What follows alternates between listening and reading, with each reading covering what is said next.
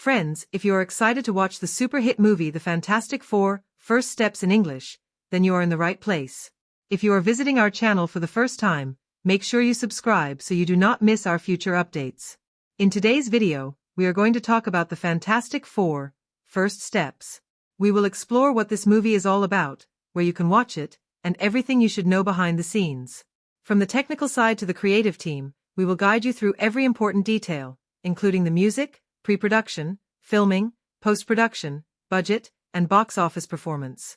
We will also share a brief story overview along with a short review of the plot. On top of that, we will highlight the performances of the star cast, explain who played which role, and mention standout moments that fans are already talking about. Stay with us until the end of this video so you get the complete breakdown of The Fantastic Four, First Steps. The Fantastic Four, First Steps is one of the most talked about superhero films in recent years. It represents a new direction for the franchise and serves as a fresh start for the legendary Marvel team. While many fans are familiar with earlier adaptations of The Fantastic Four, this movie aims to deliver something different, balancing classic storytelling with modern cinematic techniques. The filmmakers put tremendous effort into presenting the origins of these characters in a way that feels grounded yet exciting, making it appealing not only to comic book fans but also to casual audiences who are just discovering the story for the first time. From a technical standpoint, the pre-production process was carefully planned. The creative team worked for months on designing costumes, visualizing action sequences, and setting the right tone for the movie. Attention to detail was a top priority, ensuring the characters looked faithful to the source material while still being fresh for a new generation. During filming, advanced visual effects were used to capture the superpowers of the team, from Mr. Fantastic's stretching abilities to the Human Torch's fiery flight. These sequences were shot using cutting-edge technology that adds a layer of realism, keeping the action both thrilling and believable. The music department also played an important role. The soundtrack was designed to match the epic scale of the movie, with orchestral themes that underline dramatic moments and energetic tracks that boost the excitement during battle scenes. Music helps connect the audience emotionally with the characters, enhancing both quiet conversations and massive action set pieces. Post-production was another crucial phase. Editing, sound design, and visual effects combined to create the polished version of the film that audiences see on screen. Each frame was carefully worked on to deliver the highest cinematic quality possible. The budget for The Fantastic Four, First Steps was significant, showing how much confidence the producers had in this project. The investment has already started paying off as early box office reports suggest strong ticket sales and high audience turnout. The story of the movie gives us a concise introduction to the Fantastic Four as they begin their journey as superheroes. It focuses on their early challenges, the bonds that unite them as a family, and the obstacles they face while learning how to use their powers responsibly. The plot is designed to mix action with emotion, giving viewers a balanced experience. Fans will enjoy seeing the origins of these characters, while newcomers will find the narrative easy to follow and entertaining. The cast of The Fantastic Four, First Steps brings the story to life with strong performances. Each actor portrays their role with depth, making the characters feel real and relatable. The chemistry between the four main heroes is one of the highlights of the film. Their teamwork, struggles, and victories are presented in a way that keeps viewers invested throughout the story. Standout moments include scenes that showcase their powers working together in high-stakes situations, as well as quieter moments that highlight their humanity and personal relationships. Overall, The Fantastic Four, First Steps is not just another superhero film but also a cinematic event that brings fresh energy to the Marvel Universe. It offers a mix of spectacular action, emotional storytelling, and impressive technical achievements. Whether you are a longtime fan of the comics or simply looking for an exciting blockbuster to watch, this movie delivers on multiple levels. With strong box office results, positive audience reactions, and memorable performances, The Fantastic Four, First Steps is shaping up to be one of the defining superhero films of its time. So friends, make sure you watch this video until the very end to catch every detail. From story insights to cast performances, from technical brilliance to box office success, we will give you the complete overview of The Fantastic Four, First Steps. Stay tuned and enjoy the breakdown, because this movie is an experience worth learning about in depth. The Fantastic Four, First Steps tells the story of Marvel's first family in a bold new direction, mixing intimate character drama with epic cosmic stakes. The film is set in the retro-futuristic 1960s on Earth 828, where Reed Richards, Susan Storm, Ben Grimm, and Johnny Storm live as celebrated heroes after gaining powers during a dangerous space mission. While the public views them as icons, their private lives reveal struggles with identity, responsibility, and legacy. Pedro Pascal plays Reed Richards, also known as Mr. Fantastic. He is a genius scientist whose relentless curiosity has driven him to explore the unknown. His inventions and theories spark wonder but also risk, as Reed must reconcile the dangers of discovery with the responsibility he carries as leader of the team. Reed's arc focuses on balancing intellect with humanity, especially as he faces ethical dilemmas about science, survival, and family. Vanessa Kirby portrays Sue Storm, the Invisible Woman. She is the heart of the team, a compassionate diplomat and strategist who connects with people on both personal and political levels. Sue's pregnancy is a central element of the story, adding emotional weight as she worries about the safety of her unborn child. Her journey reflects the theme of legacy, as she faces questions about whether powers are a gift or a curse and how her child will grow up in a world that is both admiring and fearful of superheroes. Eben Moss-Backrack plays Ben Grimm, the Thing. His transformation into a rocky giant makes him the most visibly altered member of the group, and while he uses his immense strength to protect others, he longs for a return to normal life. The film highlights his internal conflict, showing how fame and duty weigh on someone who did not choose his fate. Ben's vulnerability, hidden behind his tough exterior, makes him one of the most sympathetic characters in the film. Joseph Quinn takes on the role of Johnny Storm, the Human Torch. Charismatic, fearless, and sometimes reckless, Johnny craves the thrill of adventure. His fiery powers and impulsive nature often put him at the center of media attention, but beneath his bravado lies fear about his true purpose. Johnny's arc is one of maturity, as he learns that being a hero is about sacrifice and responsibility rather than fame and recognition. The routine of the Fantastic Four changes dramatically with the arrival of the Silver Surfer. Julia Garner gives a haunting and layered performance as this enigmatic figure. The Surfer comes to Earth not as a conqueror but as a reluctant herald, warning that a far greater force is on the way. That force is Galactus, portrayed with ominous presence by Ralph Ineson. Galactus is a cosmic entity that consumes entire worlds to survive, and Earth has now been marked as his next target. The team sets out to uncover the truth about Galactus by traveling into space, where they investigate destroyed worlds and confront the scale of destruction he leaves behind. These sequences combine breathtaking cosmic visuals with moments of personal reflection, as Reed begins to question whether his own experiments may have contributed to the danger now facing Earth. Meanwhile, Sue and Reed face strain in their marriage. Ben struggles with his identity in alien ruins, and Johnny wrestles with whether he has the strength to lead when others depend on him.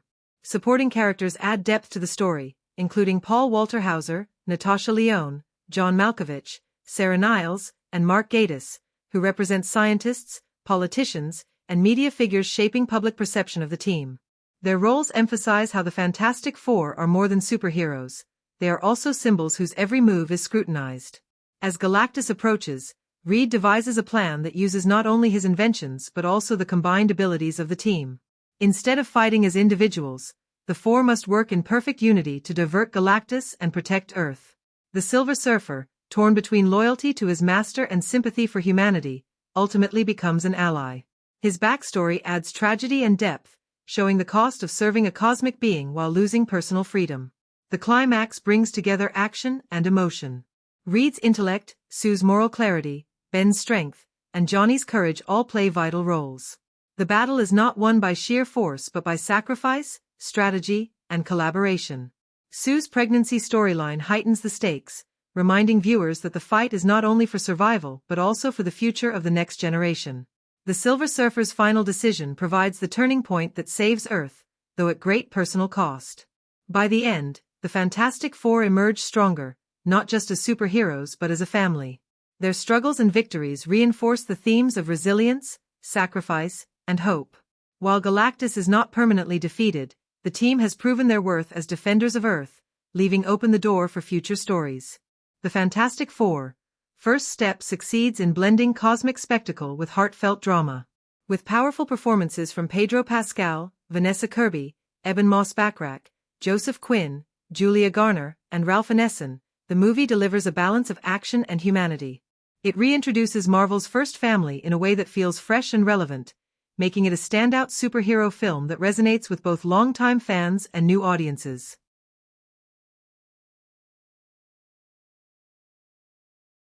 The Fantastic Four, First Steps opens with a striking image of Earth seen from space in the retro-futuristic 1960s, establishing both the wonder of discovery and the fragility of the planet. The first act introduces Reed Richards, Sue Storm, Ben Grimm, and Johnny Storm already living as public heroes 4 years after the accident that gave them their powers. Early scenes show them navigating fame, responsibility, and their personal struggles. Reed is consumed by his experiments, Sue is balancing her role as peacemaker with the private news of her pregnancy, Ben longs for a normal life, and Johnny leans into celebrity while masking insecurities. This setup frames them not just as superheroes but as human beings with conflicting needs and vulnerabilities. The inciting incident arrives when cosmic disturbances disrupt Reed's research and strange patterns are detected in outer space. Shortly afterward, the Silver Surfer arrives, a mysterious figure with immense power and a grave warning. His presence signals that Earth has been targeted by Galactus, a world-devouring force. Julia Garner's Silver Surfer is not introduced as a pure villain but as a reluctant messenger, which complicates the audience's perception. This moment shifts the narrative from personal struggles to a global crisis, forcing the team to act. The rising action follows as the Fantastic Four travel beyond Earth to investigate the devastation Galactus has left on other worlds. These sequences provide scope and atmosphere, showing the ruins of civilizations that could mirror Earth's fate. The narrative alternates between cosmic exploration and intimate character drama. Reed and Sue argue about secrecy, trust, and whether his inventions bring more danger than good. Ben faces a crisis of identity as he sees alien societies destroyed while he still grapples with his own transformation. Johnny, often the reckless one, begins to understand the cost of heroism as the reality of planetary destruction weighs on him. The way these revelations are paced keeps the audience engaged, with each scene adding layers to both the plot and the character's development. The midpoint turns the story on its head. The Fantastic Four learn from the Silver Surfer that his servitude to Galactus was not a choice but a survival mechanism to protect his own people. This revelation adds moral complexity, shifting the Surfer from adversary to potential ally.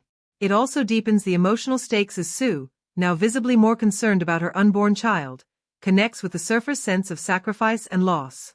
This narrative choice gives the story a fresh direction, transforming the mission from defeating an enemy to negotiating with a reluctant herald and preparing for a confrontation with a cosmic entity. The second half intensifies as Earth's governments and media respond with fear, suspicion, and calls for drastic action. The Fantastic Four are caught between public pressure and private doubts. Reed tries to build a device capable of deflecting Galactus, but this creates new divisions in the team as his obsession risks tearing them apart. Sue emerges as the emotional center, advocating for unity and compassion even when the odds seem impossible. Ben, meanwhile, is given some of the most human moments as he contemplates whether his existence is a curse or a gift, ultimately realizing that his strength has meaning only when used for others. Johnny's growth crystallizes as he accepts responsibility, no longer playing the role of reckless showman but stepping up as a true hero. As the climax approaches, Galactus finally arrives, depicted not as a humanoid figure but as an elemental cosmic force that embodies inevitability and destruction. The confrontation is staged as both a battle of power and a test of unity. Each member of the team uses their unique abilities in harmony, showing that their true strength lies not in individual heroics but in collaboration. The Silver Surfer makes the defining choice to betray his master, sacrificing his freedom to aid the Four in deflecting Galactus's hunger away from Earth. This turning point delivers the emotional peak of the film, where personal sacrifice collides with planetary salvation. The finale resolves the main conflict while leaving room for future developments. Earth is saved, but Galactus is not destroyed, only diverted, suggesting that the threat may one day return. Reed and Sue reconcile, their partnership reaffirmed as they prepare for parenthood. Ben finds peace with his identity, recognizing that his humanity defines him more than his rocky exterior. Johnny embraces maturity, finally understanding the weight of responsibility that comes with his powers. The Silver Surfer, though freed from Galactus, remains a tragic figure, reminding the audience that victories come with costs. The narrative structure of the Fantastic Four, First Steps, is linear, but its pacing alternates between spectacle and intimacy in a way that makes each revelation land with impact. The choice to introduce the Silver Surfer as a morally complex figure rather than a one-dimensional villain deepens the story and forces viewers to question what true sacrifice looks like. By highlighting turning points such as Sue's pregnancy, Reed's obsession, Ben's self-doubt, Johnny's transformation, and the Surfer's decision, the film ensures that its emotional beats resonate as strongly as its action sequences. In the final beat, the Fantastic Four stand together on the roof of the Baxter Building, looking at the sky with the knowledge that the universe is far bigger and more dangerous than they once believed. Yet, the narrative closes on a hopeful note, showing that as long as they remain united as a family, they can face whatever comes next. The Fantastic Four: First Steps distinguishes itself by placing just as much emphasis on the characters' inner lives as it does on its cosmic spectacle. Each member of the team begins the story with personal desires and unresolved struggles that shape their actions, and the film carefully traces how these conflicts evolve. By the time the final credits roll, each character has been forced to confront their flaws, redefine their purpose, and accept what it means to be part of a family that carries the weight of protecting the world. Reed Richards, played by Pedro Pascal, is the protagonist whose arc serves as the backbone of the story. At the start, Reed is consumed by his intellect and curiosity, seeking answers in science that he believes will protect humanity. What he wants most is to push the limits of knowledge, but his obsession creates distance from the people he loves. His relationship with Sue is strained, and his inability to balance invention with responsibility places him in conflict with his team. Subtle beats reveal his inner conflict, such as his distracted behavior during intimate conversations and his tendency to dismiss emotional concerns in favor of technical solutions. The turning point in Reed's development comes when his invention to counter Galactus risks collapsing, and Sue confronts him with a quiet but powerful reminder that his family needs him to be present, not perfect. By the end, Reed shifts from an isolated genius to a leader who values collaboration and human connection as much as discovery. Sue Storm, portrayed by Vanessa Kirby, is the emotional anchor of the film and the one whose arc feels most personal. In the beginning, Sue is the peacemaker, holding the team together while keeping her pregnancy private. What she wants is stability and reassurance that the life she is bringing into the world will be safe. Her obstacles are not only external, such as the threat of Galactus, but also internal, as she grapples with fear that her child may inherit powers or face public scrutiny. A small moment where Sue places her hand over her stomach after hearing the surfer's warning shows how deeply she is processing the stakes beyond the immediate battle. By the end of the story, Sue finds her strength not just as a hero but as a mother-to-be who believes in hope even when the future is uncertain. Her arc affirms that leadership can be grounded in empathy and that vulnerability does not undermine strength but deepens it. Ben Grimm, played by Eben Moss-Backrack, has the most tragic starting point. He begins the movie as a reluctant hero, respected by the public but tormented by his appearance as the Thing. His desire is simple: to feel normal again. What stands in his way is the permanence of his transformation and the sense that he is cut off from the life he once knew. His development is conveyed in gestures more than words, such as his reluctance to look in mirrors or his hesitation to engage in social gatherings. When the team travels to destroyed alien worlds, Ben identifies with the loss and isolation of these civilizations, which mirrors his own loneliness. His eventual realization that his strength gives meaning to his existence, especially when used to protect others, marks his transformation. By the finale, Ben accepts that he cannot return to what he was, but he can define himself by what he chooses to fight for. Johnny Storm, brought to life by Joseph Quinn, begins the film as the most flamboyant member of the team. He wants fame, excitement, and recognition, and his impulsive stunts often draw media attention but frustrate his teammates. His growth is the most dramatic, as he shifts from immaturity to genuine heroism. One offhand line about not wanting to be forgotten hints at his deeper fear of insignificance, and this hidden motive explains his recklessness. Johnny's turning point arrives when he must lead civilians to safety, forcing him to put aside bravado and embrace responsibility. By the end, his charisma remains, but it is tempered by maturity and an understanding that legacy is built through sacrifice rather than applause. The Silver Surfer, portrayed by Julia Garner, serves as both a catalyst for the plot and a mirror for the team's struggles. Initially viewed as the antagonist, the Surfer is revealed to be a tragic figure bound to Galactus. What the Surfer wants is freedom, but what stands in the way is servitude to a cosmic master. Subtle gestures, such as hesitation before carrying out Galactus's will, communicate regret and humanity beneath the stoic exterior. By aligning with the Fantastic Four, the Surfer highlights the theme of sacrifice, reinforcing that true strength often requires giving up personal freedom for a greater good. Galactus, voiced by Ralph Ineson, is less a character than a force of nature, yet he represents the ultimate obstacle. He embodies inevitability, hunger, and the vast indifference of the universe. While he does not change, his presence shapes the arcs of everyone else, pushing the Fantastic Four to evolve in response to an unstoppable threat. Side characters, including government officials, scientists, and media figures, provide context rather than depth, but they are not mere window dressing. They represent the world's fear, skepticism, and dependence on heroes. Their presence ensures that the Fantastic Four's actions are not isolated but connected to a larger society that relies on them. By the end of the film, each character undergoes meaningful change. Reed learns to prioritize people over projects. Sue transforms her vulnerability into strength. Ben accepts his identity as both human and hero. Johnny evolves from showman to leader.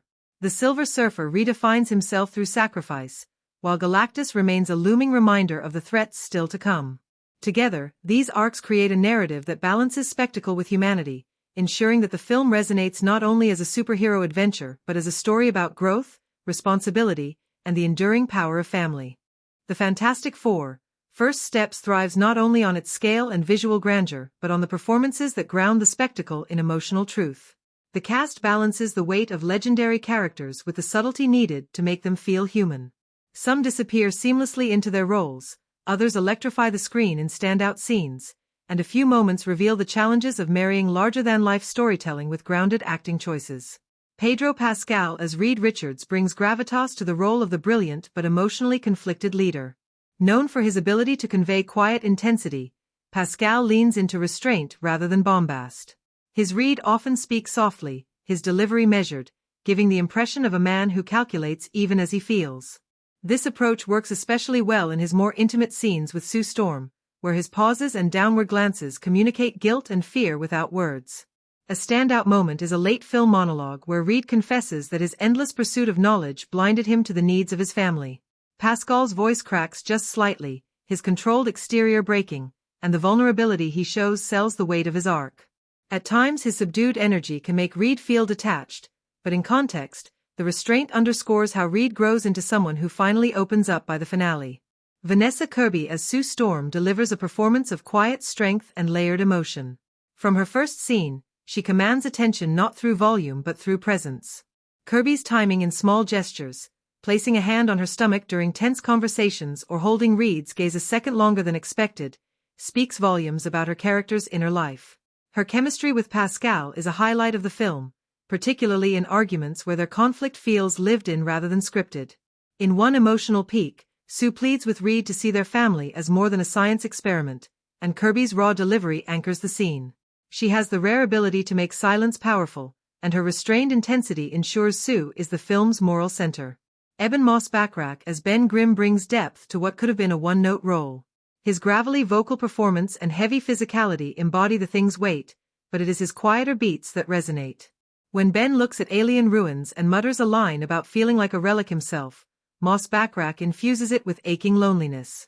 His timing in moments of dry humor also prevents the character from becoming overly tragic, giving balance to his arc. The suit work and vocal modulation sometimes limit his expressiveness, but Moss-Bachrach compensates with body language, shoulders slumped in sorrow or squared in defiance. He disappears into the role, and his presence lingers long after his scenes end. Joseph Quinn as Johnny Storm is the film's live wire. He plays the Human Torch with swagger, humor, and bursts of insecurity that make the character more than a stereotype. Quinn's vocal inflection carries a mix of cockiness and vulnerability, particularly in early scenes where Johnny jokes to mask his fear of being forgotten. His chemistry with Moss-Bachrach provides some of the film's best banter, their brotherly friction delivering both laughs and emotional weight. A mid-film sequence where Johnny rescues civilians from collapsing debris shows Quinn blending physical agility with authentic fear, elevating a standard action beat into a moment of growth. If there are times where his impulsive delivery feels slightly overplayed, it suits the character's arc of immaturity evolving into responsibility. Julia Garner as the Silver Surfer is haunting and unforgettable. Her performance is understated, almost ethereal, with deliberate pacing and a voice tinged with sorrow. Garner makes the Surfer's regret palpable, particularly in scenes where she hesitates before delivering Galactus's threats.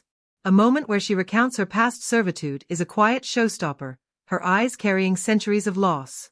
She transforms lines that could have been exposition into lived trauma. Garner's restrained physicality, minimal gestures, controlled movements, gives the Surfer an otherworldly aura.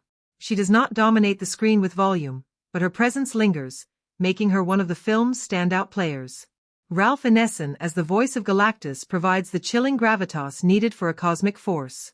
His deep, resonant delivery makes the character feel both ancient and inevitable. While Galactus is not developed with the same emotional nuance as the heroes, Ineson's voice work sells the idea that this being is beyond human morality. His performance is less about emotional beats and more about embodying a presence that overshadows everyone else. Among the supporting cast, Paul Walter Hauser and Natasha Lyonne bring bursts of energy in smaller roles, grounding the film in humor and realism. John Malkovich delivers his lines with sharp authority, offering a sense of bureaucratic menace that contrasts with the Four's idealism. These turns, though brief, help flesh out the world and add texture to the story. Not every performance lands perfectly. A few supporting figures come across as functional rather than memorable, delivering exposition without much depth. At times, Pascal's restraint risks flattening Reed's emotional highs, and Quinn's overexuberance occasionally tips into caricature. Yet these minor missteps are overshadowed by the overall synergy of the ensemble. The chemistry between the leads is the film's strongest asset. Kirby and Pascal make Reed and Sue's relationship feel authentic, filled with tension, love, and unspoken regret. Moss Backrack and Quinn embody the push and pull of brothers in arms, their bickering giving way to loyalty when it matters most. Garner elevates the film with her tragic stillness, while Ineson's voice reverberates as a constant reminder of cosmic danger. In the end, the Fantastic Four, First Step succeeds because its performers inhabit the story with conviction. They transform comic book icons into layered human beings, making the audience care about their fates as much as the fate of the planet. The direction of the Fantastic Four, First Steps is the backbone of how the film communicates its vision, balancing the enormous expectations tied to Marvel's first family with a more grounded sense of storytelling. Every beat of tone, every stylistic flourish, and every subtle guiding of an actor's performance reflects the director's hand. This film is as much about shaping a mythic origin story as it is about giving audiences a relatable human drama, and the director steers both elements with varying degrees of success. From the opening sequence, the director sets a tone that is more introspective than most superhero blockbusters. Rather than diving immediately into spectacle, the film begins with a slow tracking shot of Reed Richards in his lab, surrounded by unfinished projects and scattered equations. The deliberate pacing in this opening creates an atmosphere of curiosity and unease, signaling that this is not a film driven solely by explosive action. The director's choice to let silence breathe in early moments tells the audience that emotional stakes will be just as important as cosmic ones. One of the most distinctive stylistic signatures here is the use of long tracking shots during moments of transformation. When Ben Grimm becomes the Thing, the camera does not cut away abruptly. Instead, it lingers, circling around him as his body changes, forcing the audience to sit with the horror and tragedy of the event.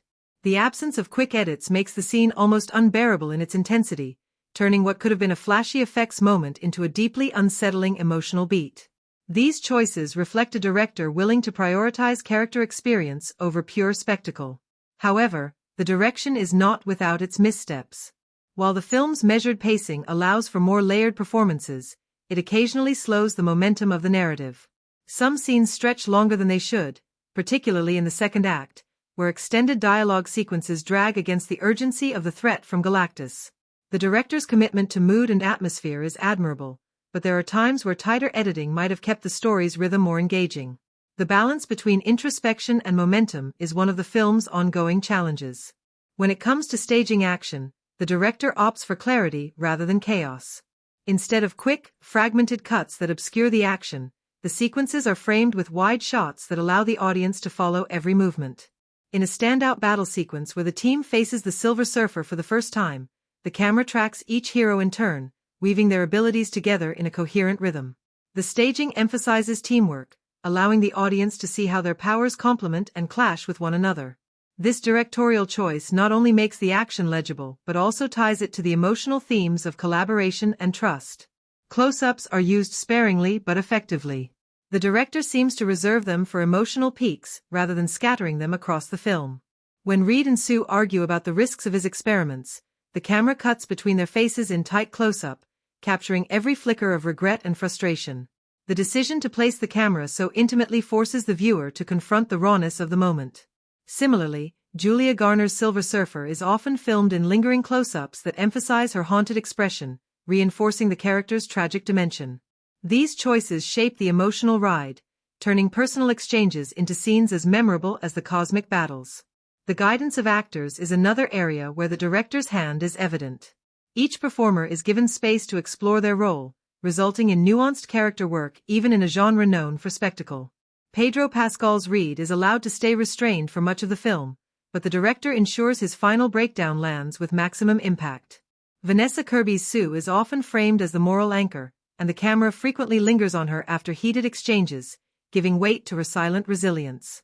Joseph Quinn's Johnny, on the other hand, is directed to push against the edges of impulsiveness, making his eventual maturity more satisfying. The way the director calibrates these performances demonstrates a keen sense of how individual arcs should unfold. Confidence shines in the film's tonal shifts. The director is unafraid to let moments of humor punctuate tension, but these beats are carefully placed rather than scattered randomly. A well-timed joke from Johnny Storm lands more effectively because it is surrounded by sequences that take the stakes seriously. This control of tone prevents the film from slipping into parody or melodrama, keeping the audience anchored in a believable world despite the fantastical elements. That said, the director's ambition sometimes overwhelms the clarity of the narrative. A few sequences, especially those depicting Galactus's presence, lean heavily into abstract imagery and prolonged shots of destruction. While visually striking, these moments risk alienating viewers who crave a tighter link between visuals and story. The confidence to experiment is commendable, but some flourishes feel self-indulgent rather than purposeful. Ultimately, the director's vision is what gives the Fantastic Four: First Steps its identity. By leaning into atmosphere, prioritizing character-driven storytelling, and guiding actors toward layered performances, the film emerges as more than just another superhero installment. Even when pacing falters or flourishes feel excessive, the commitment to crafting a distinctive tone sets it apart from its peers. The film may not be flawless, but its directorial choices ensure it feels personal, confident, and emotionally resonant. The cinematography of the Fantastic Four: First Steps is one of the film's strongest assets, shaping how the story is experienced and how the audience connects with both the characters and the larger cosmic stakes. The choices in framing, camera movement, lighting, and color palettes go beyond surface-level spectacle to reveal emotional depth and thematic resonance. The film succeeds in feeling larger than life while still allowing room for quiet, intimate beats that remind us of the humanity at the heart of this superhero story. From the opening sequence, the visual language establishes a grounded yet ambitious tone.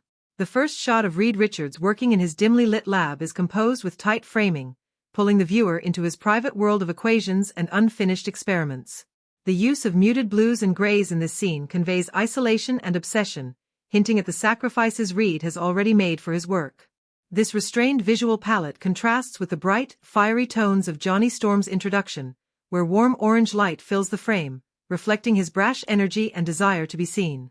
By setting up these visual contrasts early, the cinematography gives the audience a shorthand for each character's internal state. One of the most impressive aspects of the film is how scale is handled. Wide shots are often reserved for moments when the Fantastic Four step into environments larger than themselves, such as the first breathtaking glimpse of the cosmic storm that alters their DNA. The camera pulls back to emphasize their smallness against a vast, uncontrollable force, underscoring the theme that power comes at a cost. Later, when Galactus's presence looms over Earth, extreme wide shots show entire cities dwarfed by his shadow, giving the audience a visceral sense of helplessness. These choices remind viewers that the hero's struggles are not only personal but planetary. In contrast, the cinematography leans on tight, intimate framing during emotional confrontations. When Sue Storm and Reed argue about responsibility and sacrifice, the camera holds close to their faces, capturing subtle flickers of doubt, anger, and affection. The lighting in this sequence is softer, with natural hues that strip away the superhero spectacle and make the exchange feel raw and human. Similarly, Ben Grimm's quiet moments of despair are often shot in dim, low-contrast lighting with the camera lingering on his rocky form in shadow, symbolizing his internal struggle with identity and acceptance. Lighting itself plays a critical role throughout the film. Scenes involving the Silver Surfer are infused with reflective, silver-blue tones that highlight her otherworldly presence. The shimmering glow of her board casts a surreal light on those around her, emphasizing the tension between beauty and danger. By contrast, Johnny's flames are captured with high-intensity reds and yellows that dominate the screen, conveying chaos and youthful recklessness. These lighting contrasts underline the theme of balance among the four, where different energies clash but eventually harmonize into teamwork. Color palettes shift noticeably depending on the narrative beats. The pre-transformation world of the team is painted in grounded earth tones and industrial grays, highlighting their humanity. Once they gain powers, the palette opens into bolder contrasts. Bright oranges and deep blues dominate action sequences, creating a dynamic interplay between fire and sky. When Galactus finally appears, the palette plunges into darker purples and blacks, signaling the overwhelming nature of cosmic destruction. The deliberate shifts in color reflect the evolving stakes of the story, from personal ambition to global survival. Camera movement is another area where the cinematography leaves a strong impression. During action sequences, the camera often glides with fluid tracking shots, making powers feel continuous and organic rather than chopped up by rapid edits. In the team's first battle against the Silver Surfer, the camera flows seamlessly from one member to the next, giving the audience a sense of interconnected choreography. This choice emphasizes teamwork and avoids the disjointedness often seen in ensemble superhero films. In quieter scenes, however, the camera is more restrained, often static or using subtle pans to focus on character interaction rather than spectacle. Several standout shots linger long after the credits roll. One of the most memorable is the transformation of Ben Grimm. The camera circles slowly around him as his skin hardens into stone, with harsh shadows highlighting the loss of his humanity. Another unforgettable moment comes when the team stands together on a rooftop, backlit by a burning skyline as Galactus approaches. The silhouettes of the four against an apocalyptic backdrop create a powerful visual metaphor for resilience in the face of overwhelming odds. These carefully composed images elevate the film from a standard origin story to something more poetic and iconic. The cinematography also avoids being merely decorative. Each visual choice serves the narrative or enhances emotional understanding. Even moments of grandeur, such as Reed stretching across a collapsing bridge to save civilians, are framed not just for spectacle but to highlight his selflessness and the burden of responsibility he carries. Similarly, Sue's force fields are filmed with translucent light patterns that suggest fragility even as they act as shields, reinforcing the tension between vulnerability and strength. In the end, the cinematography of the Fantastic Four: First Steps proves essential to how the film resonates. It creates moods that mirror character arcs, uses framing to balance intimacy with spectacle, and applies color and light as storytelling tools rather than simple decoration. By blending grounded human visuals with expansive cosmic imagery, the film delivers a look that is both emotionally engaging and visually striking. The result is a cinematic experience that does not just showcase superpowers but reveals the humanity and stakes behind them. The editing and pacing of the Fantastic Four: First Steps play a crucial role in shaping how the story unfolds and how the audience experiences both tension and release. In a film that balances intimate character drama with cosmic spectacle, the editing decisions determine whether the transitions feel seamless or disjointed, whether emotional beats land fully or are cut short, and whether the film maintains momentum across its runtime. While the editing often succeeds in creating clarity and rhythm, there are moments where pacing dips and where a tighter or looser approach might have improved the flow. The opening act demonstrates a deliberate rhythm. The film begins with longer takes and smooth transitions that allow us to settle into Reed Richards's world before the chaos begins. Early montage sequences, such as Reed assembling his experiment with Sue and Ben assisting, are cut in a measured pace with dissolves and gentle crossfades that evoke the sense of scientific progress. These choices make the early act slower but also more thoughtful, signaling that this origin story is willing to take time building its foundation. Some viewers may find the opening deliberately restrained, but the pacing reflects the director and editor's confidence in holding back spectacle until the characters are firmly established. Once the cosmic storm alters the team, the editing shifts dramatically. The transformation scenes are cut with an intensity that mirrors the violence of the event. Quick intercuts between each member emphasize the simultaneity of their experiences while maintaining the individuality of their struggles. Ben Grimm's horrifying change is intercut with Johnny Storm igniting into flames and Sue's body turning invisible, creating a disorienting yet gripping rhythm. The editors wisely avoid overusing rapid cuts, instead holding on shots long enough for each transformation to resonate. This balance between chaos and clarity makes the sequence one of the most effective in the film. Throughout the second act, the editing finds its most consistent rhythm. Cross-cutting is frequently used to build suspense as the team begins to understand their powers while Galactus's threat slowly develops. For example, one sequence juxtaposes Reed testing his stretching ability in isolation with the Silver Surfer carving patterns into Earth's surface, linking the small-scale experimentation with the looming cosmic threat.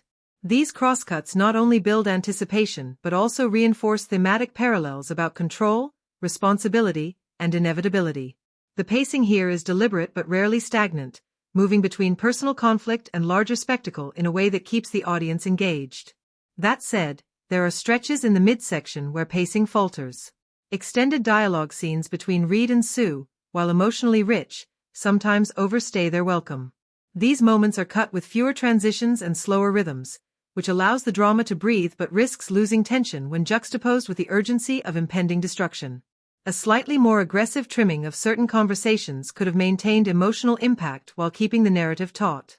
This is where the editing shows its most noticeable imbalance, leaning toward character depth at the expense of momentum. Action sequences, however, are where the editing shines brightest. The first confrontation with the Silver Surfer is cut with precision, using a mixture of wide shots and quick inserts to create a sense of fluidity rather than chaos. The editors resist the temptation of overly fragmented cutting, allowing viewers to follow each character's powers without confusion. The climactic showdown against Galactus is handled with even more ambition, cutting rapidly between the four heroes as they combine their abilities while interspersing shots of civilians in peril. The rhythm here builds to a crescendo that matches the scale of the threat, and the editing creates a pulse that carries the audience through the spectacle without losing emotional grounding. Flashbacks are used sparingly but effectively. A brief sequence showing Reed's childhood fascination with science is edited into the narrative just before his lowest point, when he doubts his ability to lead the team. The timing of this flashback is strategic, providing context without slowing the forward thrust of the story. Similarly, Ben Grimm's memories of his pre-transformation life are cut into his moments of despair, creating an emotional layering that strengthens his arc. The editing of these flashbacks is clean and avoids excessive repetition, trusting the audience to draw connections without being spoon-fed. Silence and restraint also play an important role. The editors allow certain moments to breathe by holding shots without cutting, creating tension through stillness rather than speed. A standout example is Sue standing alone in her lab, invisible and unheard, framed in a long take with no dialogue. The absence of cuts amplifies her isolation and forces the audience to sit in her vulnerability. This trust in silence is rare in superhero films but makes the emotional beats land harder. Still, the film occasionally falls back on rapid-fire editing that undermines clarity. A few moments in the third act, particularly during the chaotic collapse of New York streets, rely on quick, fragmented cuts that make spatial orientation difficult. While the intent is to convey chaos, the effect can feel overwhelming and disorienting in a way that diminishes impact. A steadier rhythm might have allowed the spectacle to register more clearly. Overall, the editing and pacing of the Fantastic Four: First Steps achieve a balance between intimacy and spectacle, with only occasional stumbles. The deliberate rhythm of the first act, the cross-cutting of the second, and the pulse of the climactic action create a clear sense of progression. While some dialogue-heavy scenes slow momentum and a few chaotic sequences blur clarity, the film largely succeeds in using editing as a storytelling tool rather than just a technical necessity. It shapes time, tension, and emotion in ways that make the journey both gripping and memorable. The soundtrack and score of the Fantastic Four: First Steps work as more than just background. They become integral to how the audience experiences character arcs, emotional beats, and the sheer scope of the cosmic narrative. Music in this film is not decorative but acts almost as another character, guiding how we interpret tension, triumph, and tragedy. Through recurring motifs, strategic silences, and carefully chosen bursts of licensed tracks, the soundscape elevates the visuals and deepens the emotional resonance of the story. From the very beginning, the score establishes an identity that sets the tone. The opening scene in Reed Richards's lab is underscored with a soft piano theme layered with subtle electronic textures. This choice creates an atmosphere of curiosity and quiet obsession, reflecting Reed's brilliance but also his isolation. The motif repeats later, swelling into a full orchestral arrangement when Reed steps up as the team's leader in the final act. By reintroducing the same melody in a transformed state, the music mirrors his journey from solitary dreamer to responsible hero. One of the standout aspects of the score is the use of individual character motifs. Johnny Storm is accompanied by a high-energy guitar and percussion-driven theme that erupts whenever he takes flight. The rhythm conveys his youthful bravado and reckless energy, but the same theme slows into a quieter acoustic version during his more vulnerable moments, reminding the audience that beneath his showmanship lies insecurity. Sue Storm's motif, on the other hand, is built around strings with a subtle choral layer, emphasizing both her grace and the burden of invisibility. Her theme often fades in gently, as if appearing out of nowhere, a clever nod to her powers. Ben Grimm's presence is supported by low brass and heavy drums, each note carrying the weight of his tragic transformation. His theme feels less like action music and more like a lament, underscoring the cost of becoming the thing. The Silver Surfer's motif is easily the most haunting, a blend of ethereal chimes and mournful cello, signaling both alien otherness and inner sorrow. These recurring cues are not just recognizable hooks but narrative tools that remind us of each character's internal state whenever they reappear. Action sequences are propelled by a score that balances clarity with intensity. The first confrontation with the Silver Surfer features rapid strings and pounding percussion that escalate as the team struggles to coordinate their powers. What makes the sequence stand out is the way the score drops into silence just as Sue traps the surfer in a force field. The absence of sound creates a suspended moment of tension before the music crashes back in with full orchestration as he breaks free. This dynamic use of silence makes the moment unforgettable, showing that restraint can be just as powerful as volume. Licensed tracks are used sparingly but strategically. Johnny's first big public stunt, where he ignites into flames in front of a cheering crowd, is paired with a contemporary rock anthem that captures his need for attention. The contrast between the playful music and the danger of his actions heightens the irony of his character. Another notable use comes during a quieter scene between Sue and Ben, where an old soul track plays on a jukebox in the background. The music grounds the scene in human familiarity, making their conversation about loss and acceptance feel more intimate and relatable. The soundtrack choices never overwhelm the score but add texture to specific moments, blending popular sound with the orchestral backbone. The climax against Galactus features some of the most ambitious musical writing in the film. A massive orchestral arrangement with choral voices builds as the team combines their powers, creating a sense of unity and inevitability. What makes the sequence soar is not just the size of the music but its thematic layering. Reed's piano motif, Sue's string theme, Johnny's fiery rhythm, and Ben's heavy brass are all woven into the larger orchestral fabric. The convergence of their individual themes into one cohesive piece mirrors the narrative arc of the four learning to fight as a family. The effect is both emotionally stirring and musically satisfying, turning the final battle into more than just a visual spectacle. Yet the score is not without its excesses. There are moments where the music leans too heavily on bombast, particularly in the mid-film chase across the city. The pounding rhythms and soaring horns risk drowning out the tension of the visuals, making the scene feel more noisy than suspenseful. These instances are rare but noticeable, reminding us that restraint often heightens impact more than relentless intensity.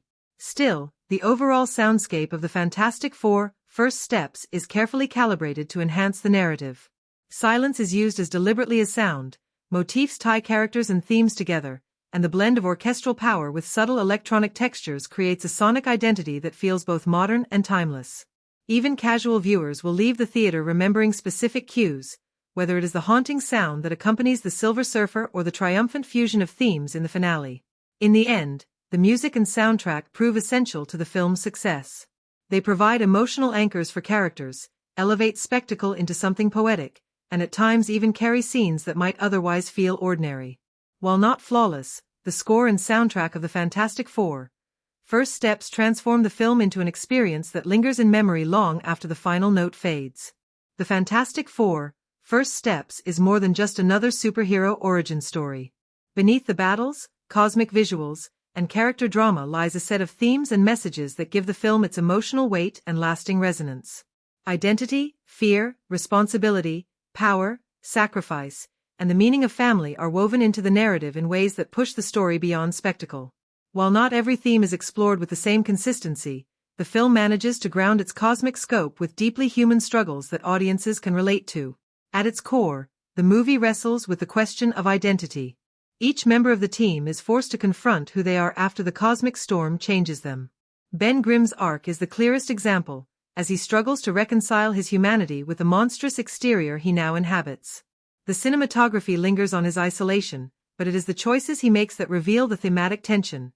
Will he define himself by his appearance or by his loyalty and courage? His story resonates because it reflects the universal question of whether we are defined by what we look like or by what we do. This theme runs throughout the group, reminding the audience that identity is both a burden and a choice. The film also tackles the theme of power and its consequences. Reed Richards represents ambition and the desire to push scientific boundaries, but his pursuit of discovery inadvertently unleashes forces he cannot control. The storm gives the team abilities, but the same event awakens the Silver Surfer and attracts Galactus to Earth. The story asks whether power is inherently a gift or a curse, and whether humanity is capable of wielding it responsibly. This theme is not only communicated through Reed's dialogue but also through visual storytelling, such as the repeated shots of Reed surrounded by unfinished equations, reminding us that brilliance without restraint can endanger as much as it inspires. Fear is another thread woven tightly into the narrative. Each character has a fear they must overcome. Sue fears losing the people she loves, Johnny fears irrelevance beneath his bravado, Reed fears failure, and Ben fears permanent alienation. These fears manifest not only in their dialogue but also in how their powers reflect their vulnerabilities. Sue's invisibility mirrors her fear of being overlooked, Johnny's fiery showmanship covers insecurity, Reed's stretching reflects his desire to overreach, and Ben's rocky form is a physical manifestation of the emotional walls he builds. The film succeeds in making powers more than abilities. They are metaphors for the inner battles each character faces. Love and connection are central to grounding the story. The relationship between Reed and Sue provides the emotional anchor of the film. Their romance is not presented as a simple subplot but as a lens through which the themes of sacrifice and compromise are explored. Sue challenges Reed to balance his obsession with science with his responsibility to others, while Reed's journey toward leadership is tied to his willingness to put her and the team above his own ambitions. Even the bond between Ben and Johnny, often expressed through banter and conflict, evolves into mutual respect, highlighting the theme that love in all its forms, romantic, platonic, and familial, is what ultimately gives people strength. Redemption plays a significant role through the Silver Surfer. Initially an antagonist, the Surfer is revealed to be a tragic figure enslaved by Galactus. Her arc embodies the theme of atonement, as she shifts from herald of destruction to ally of the Fantastic Four. The haunting score paired with her quiet moments of reflection communicates this theme without heavy dialogue, showing that redemption is earned through choice and sacrifice. Her decision to turn against Galactus at the climax is not only a turning point in the plot, but also a thematic statement about reclaiming agency and resisting cycles of destruction. The theme of family is perhaps the most universal and consistently reinforced. The Fantastic Four are often called Marvel's first family, and this film leans into that identity. Their powers divide them at first, creating conflict and mistrust, but their survival depends on unity.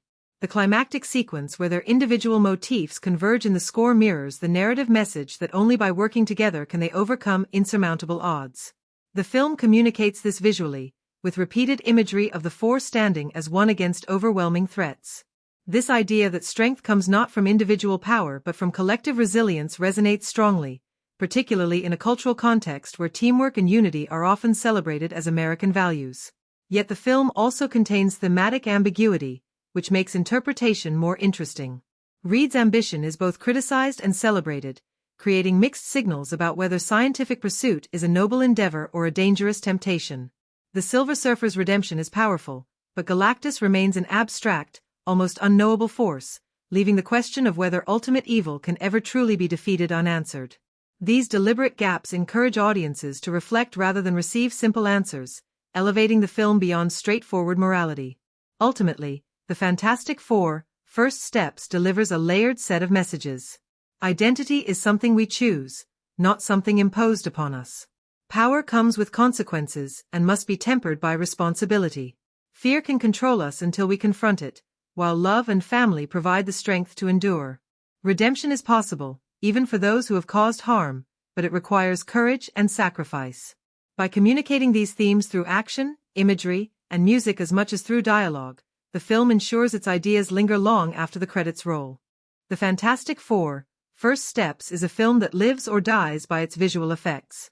As a story rooted in cosmic energy, alien threats, and superhuman transformations, the movie cannot rely on practical sets and stunts alone.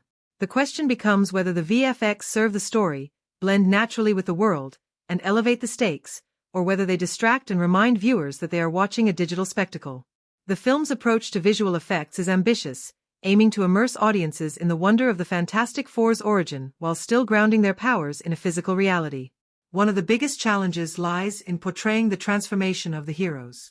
Reed Richards' stretching ability has often been difficult to translate on screen, but here the effects team leans on a mix of motion capture and carefully rendered CGI. Instead of feeling cartoonish or rubbery, Reed's powers are presented with a tangible texture, giving his elongated limbs a sense of weight and elasticity. The compositing work in these sequences is impressive, especially when his stretching is integrated into fast-paced fight scenes or subtle everyday gestures.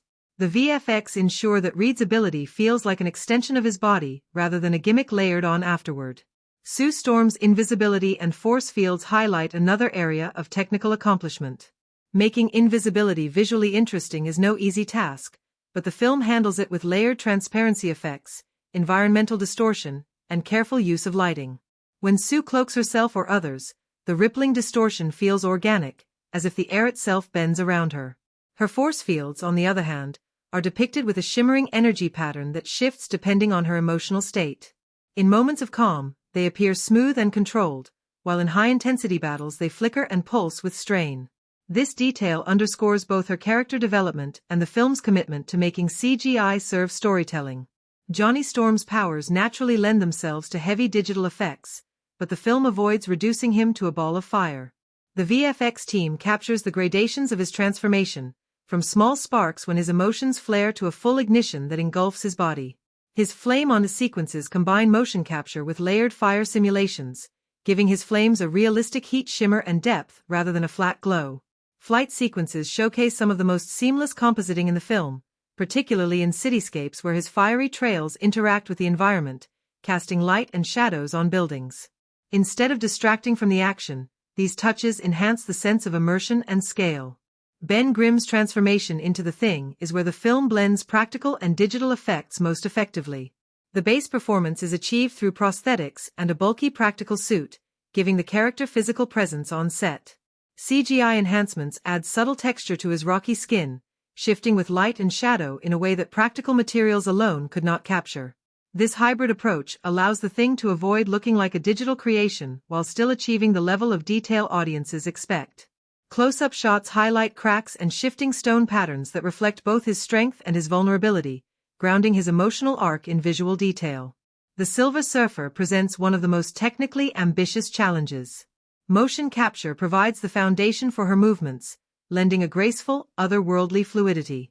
CGI layering adds the reflective chrome-like surface, which reacts dynamically to light and the environment. The surfer's board integrates seamlessly into these effects, gliding with an elegance that enhances her presence as both a harbinger of destruction and later an ally. The reflective textures never feel flat. Instead, they convey a living metallic surface that shifts with perspective. Her sequences, especially when contrasted with cosmic backdrops, stand out as some of the most visually stunning in the film. The cosmic scale of Galactus introduces another layer of VFX complexity. Rather than presenting the character as a simple humanoid giant, the filmmakers opt for a storm-like, abstract entity composed of swirling energy, shadows, and fragmented shapes. The CGI here is intentionally overwhelming, evoking the sense of a force of nature rather than a traditional villain. The compositing of Galactus into scenes where Earth faces imminent destruction is both technically impressive and narratively effective, reinforcing the idea that the threat is beyond human comprehension. The choice to keep Galactus somewhat abstract avoids the uncanny valley and heightens the mythic quality of the film's climax. Seamless integration of CGI with practical environments is one of the film's strengths. Action sequences in urban landscapes are grounded with real sets enhanced digitally, making destruction and heroics feel tactile. Explosions, collapsing buildings, and cosmic storms blend practical stunt work with digital layers so that the audience rarely questions what is real and what is artificial. In contrast, cosmic sequences lean more heavily on CGI, but they are designed with color palettes and textures that tie back to the grounded visuals, ensuring a consistent tone throughout. Not every effect lands perfectly. In a few fast-paced fight sequences, the rapid editing makes it clear when CGI doubles replace the actors, particularly in Reed's most exaggerated stretching moments. Some viewers may also find Galactus's abstract form more distracting than awe-inspiring, depending on personal expectations. However, these moments are exceptions rather than the rule, and they do not overshadow the technical accomplishments of the film. Ultimately, the visual effects in the Fantastic Four: First Steps do more than decorate the film. They shape how audiences experience the characters, their struggles, and the cosmic stakes of the story. By balancing digital spectacle with practical grounding, the film creates a world that feels alive, immersive, and emotionally resonant. The VFX are not just about showing off technological skill but about deepening the connection between character, theme, and story, ensuring that the visuals stay with the audience long after the credits roll. Set design and locations play a critical role in the Fantastic Four first steps because they ground a story that could easily drift into pure fantasy. When dealing with superheroes, cosmic powers, and alien threats, the environments need to feel authentic enough to keep audiences connected, while still allowing room for imaginative spectacle. The production design of this film succeeds by blending real-world textures with stylized elements that hint at a larger universe, ensuring that every space feels purposeful and contributes to character, tone, and atmosphere. The Baxter Building, which functions as the team's base, is the centerpiece of the film's set design. Rather than presenting it as a sterile laboratory, the filmmakers give it personality. The interiors balance futuristic technology with signs of lived-in human space. Reed Richards' lab is cluttered with prototypes, notes scribbled on glass panels, and modular machines that suggest constant tinkering. Sue Storm's area is more organized and minimalist, reflecting her preference for clarity and control. Johnny Storm's presence is felt in personalized touches like posters, racing gear, and entertainment consoles, while Ben Grimm's corner of the space is grounded, featuring heavy furniture, muted tones, and small mementos that remind us of his pre-transformation life. These design choices provide insight into character psychology without the need for dialogue, showing us who these people are and how they coexist. Real-world locations contrast beautifully with the high-tech interiors. Early scenes in New York City make use of practical locations, from narrow apartments to busy streets filled with texture and noise. These familiar spaces help establish a baseline reality before the cosmic elements intrude. A memorable sequence shows Reed working in a modest apartment before moving into the Baxter Building, with props like outdated computers and scattered textbooks reinforcing his humble beginnings. This careful grounding makes his later leap into the extraordinary more impactful. Sue Storm's domestic spaces are particularly well designed. Her home environment leans toward clean lines, muted colors, and carefully chosen furnishings that reflect her desire for order and stability. Subtle props, such as framed family photographs and minimalistic art pieces, add texture without overwhelming the set. These details highlight her balancing act between a personal life and her responsibilities as a hero. In contrast, Johnny Storm thrives in flashier environments. A set piece featuring him at a racetrack is full of vibrant banners, bright lighting, and roaring engines, underscoring his adrenaline-fueled personality. The choice of such locations reflects his character's energy and recklessness. Ben Grimm's transformation arc is reinforced through location and set design. Early scenes set in his modest working-class neighborhood are marked by brick walls, dim lighting, and functional but worn-down furniture. These environments mirror his no-nonsense, grounded personality. After his transformation, the juxtaposition between his rocky exterior and the fragile interiors of his world adds poignancy. Small props, like his old baseball glove or a framed photo from his childhood, serve as visual reminders of what he has lost, making his emotional journey resonate. The film's cosmic elements are given equal attention. When the team travels to space in the opening act, the spacecraft interior is not just another futuristic set. It balances realism with fantasy by incorporating control panels, harnesses, and modular equipment that recall NASA design while adding sleek curves and glowing surfaces to suggest advanced technology. This hybrid look grounds the sequence while signaling a step into the extraordinary. Once the cosmic storm hits, the ship's interior transforms under glowing energy effects, making the set feel like a living extension of the narrative. The Silver Surfer sequences introduce alien-inspired environments that contrast sharply with earthbound realism. Cosmic landscapes are constructed through a mix of real desert locations enhanced by CGI. Practical sets built in barren environments give actors physical textures to interact with, while digital extensions expand horizons into otherworldly vistas. This choice creates a seamless blend between real and fantastical, ensuring that the cosmic does not feel entirely artificial. Galactus, represented as a cosmic force, brings large-scale design choices into play. Scenes depicting his approach to Earth are framed with massive set builds that show cities under shadow, with props and debris scattered to suggest impending destruction. Sets of collapsing buildings and abandoned streets highlight the human scale of the threat. These grounded visuals make the abstract cosmic menace tangible for the audience. Smaller set details should not be overlooked. In labs, The prop department uses authentic scientific instruments alongside futuristic designs, making the science believable to viewers. Everyday objects like coffee mugs, worn notebooks, and half-finished meals humanize the heroes, ensuring that they remain relatable despite their powers. These touches also allow the actors to physically interact with their surroundings, grounding performances in tangible reality rather than green screen environments. The film's location choices also reinforce thematic elements. New York serves as a constant reminder of the Fantastic Four's role as protectors of a real city filled with everyday people. When battles spill into recognizable landmarks like bridges, subway stations, or city parks, the stakes feel personal and immediate. This is not a generic backdrop, it is a lived-in world that audiences recognize. By filming in both practical city environments and carefully constructed sets, the production maintains visual continuity while offering scale. Ultimately, the set design and locations in the Fantastic Four: First Steps are not simply decorative. They are narrative tools that deepen character arcs, highlight contrasts between human and cosmic, and root a fantastical story in recognizable reality. By paying attention to both grand landscapes and small details, the production team ensures that viewers never feel disconnected from the world on screen. The result is a film that feels lived in, textured, and immersive, where every room, street, and cosmic vista tells part of the story. The dialogue and script in the Fantastic Four: First Steps serve as the backbone of the film, shaping not only how the story unfolds but also how audiences connect with the characters. In a movie where the stakes are both cosmic and deeply personal, the writing has to juggle exposition, humor, tension, and emotional beats without slipping into cliché.